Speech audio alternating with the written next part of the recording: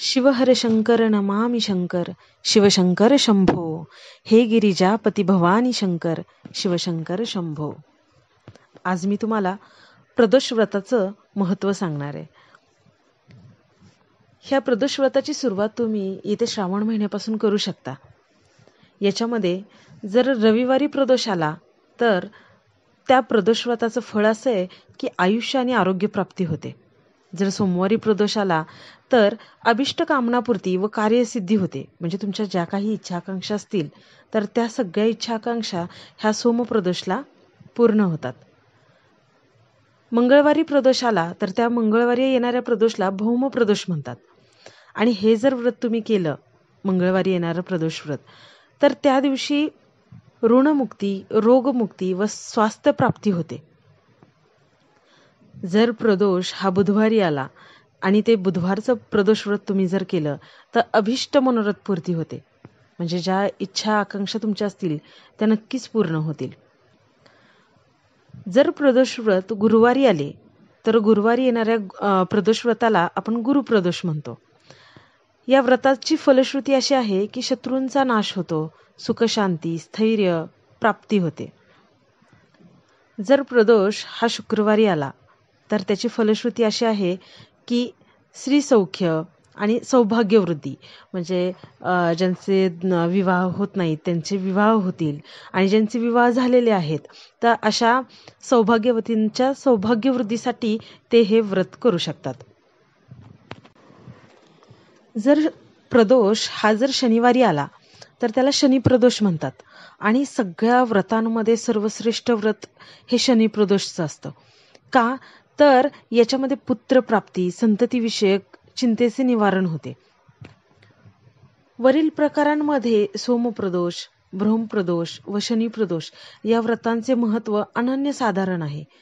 पारमार्थिक, आध्यात्मिक आणि परलौकिक कल्याणासाठी तसेच परिश्रमानंतरही योग्य होत नसेल त्यांनी सोमप्रदोष व्रत करावे. आर्थिक समस्या सुटत नसतील, कष्ट करूनही अपेक्षित धनप्राप्ती होत नसेल, प्रयत्न करूनही कर्ज फिटत नसेल व कर्जाचा बोजा वाढत असेल त्यांनी भौमप्रदोष व्रत अवश्य करावे.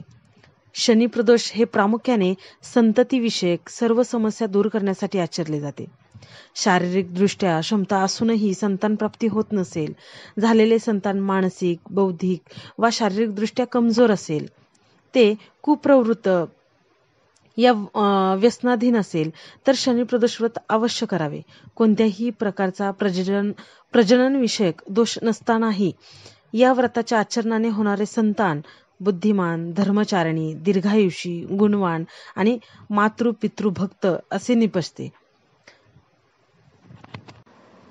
आता आपण या प्रदोष व्रताचं शिवपूजन कसं करायचं ते बघूयात. तर साधारणतः सूर्यास्तापूर्वी 1-1.5 तास आणि सूर्यास्तानंतर 1-1.5 तास या वेळेला सामान्यपणे प्रदोष काळ मानतात. यावेळी व्रत करणाऱ्यांनी स्नान करून स्वच्छ वस्त्र नेसावे आणि शिवपिंडीच्या अगर मूर्ती वगैरे असेल किंवा मग एखादी प्रतिमा असेल तर त्याच्यासमोर बसून प्रथम आचमन करावे आणि ओम नमः शिवाय म्हणून शंकराला नमस्कार करावा. आणि आता मी जे पुढील प्रमाणे सांगेल त्या पद्धतीने दशोपचार शिवपूजन करावे.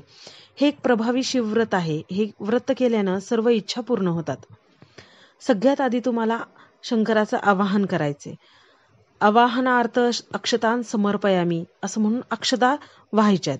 त्याच्यानंतर स्नान समर्पयामी ओम नमः शिवाय असं म्हणत शंकरावर पाणी ओतायचं आहे. अगर बेलाच्या पानाने पाणी शिंपडायचं आहे. त्याच्यानंतर वस्त्रम समर्पयामी ओम शिवाय नमः असं म्हणत वस्त्र अर्पण करायचे. त्याच्यानंतर चंदन समर्पयामी ओम शिवाय नमः असं म्हणत गंध लावायचे. त्याच्यानंतर पुष्पाणी समर्पयामी असं म्हणत तुम्हाला शंकराला फुलं अर्पण करायची आहेत. त्याच्यानंतर दीपम समर्पयामी ओम शिवाय नमः असं म्हणत अगरबत्ती किंवा पेटते निरांजन ओवाळावे. त्याच्यानंतर तुम्हाला नैवेद्य आता दाखवायचं आहे. तर नैवेद्यम समर्पयामी ओम शिवाय नमः असं म्हणत गूळ, साखर, केळे इत्यादींपैकी एखाद्या पदार्थाचा नैवेद्य दाखवायचा आहे. त्याच्यानंतर तांबूलम समर्पयामी, ओम शिवाय नमः असं म्हणत तुम्हाला विडा अर्पण करायचा आहे. त्याच्यानंतर द्रव्यम दक्षिणाम समर्पयामी, ओम शिवाय नमः असं म्हणत तुम्हाला ₹1.25 देवापुढे ठेवून त्याच्यावर ते पाणी सोडायचे.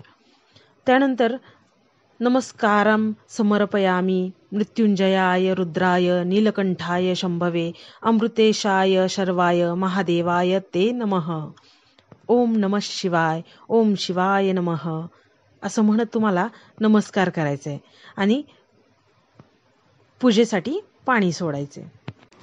अशा पद्धतीनं शंकराची पूर्ण पूजा झाल्यानंतर तुम्ही तुमच्या मनातली जी काही इच्छा आकांक्षा असेल ती त्यांना बोलून दाखवायची आहे की परमेश्वरा, मी एवढ्या निर्मळ मनाने तुझी भक्ती करतोय, सेवा करतोय, तुझी पूजा करतोय, तर या व्रताचं फळ लवकरात लवकर दे. आणि असं म्हणून तुम्ही पूजा पूर्ण करू शकता. आता दुसऱ्या दिवशी त्याचं विसर्जन कसं करायचंय, तर दुसऱ्या दिवशी खालील मंत्र म्हणून अक्षदा व्हाव्यात. सिंपल तुम्ही ओम नमः शिवाय म्हटलात तरीही चालेल, पण त्याचा मंत्र विसर्जनाचा अजून एक आहे, तो मी सांगते तुम्हाला. गच्छ गच्छ सुरश्रेष्ठ परमेश्वरः यत्र ब्रह्मोदय देवस्तयो देवस्तत्र गच्छ गिरिजापते पुनरागमनाय. आणि असं म्हणून तुम्ही ते पाणी आणि अक्षदा सोडायच्या आहेत. श्री स्वामी समर्थ. शिवहर शंकर नमामि शंकर, शिवशंकर शंभो. हे गिरी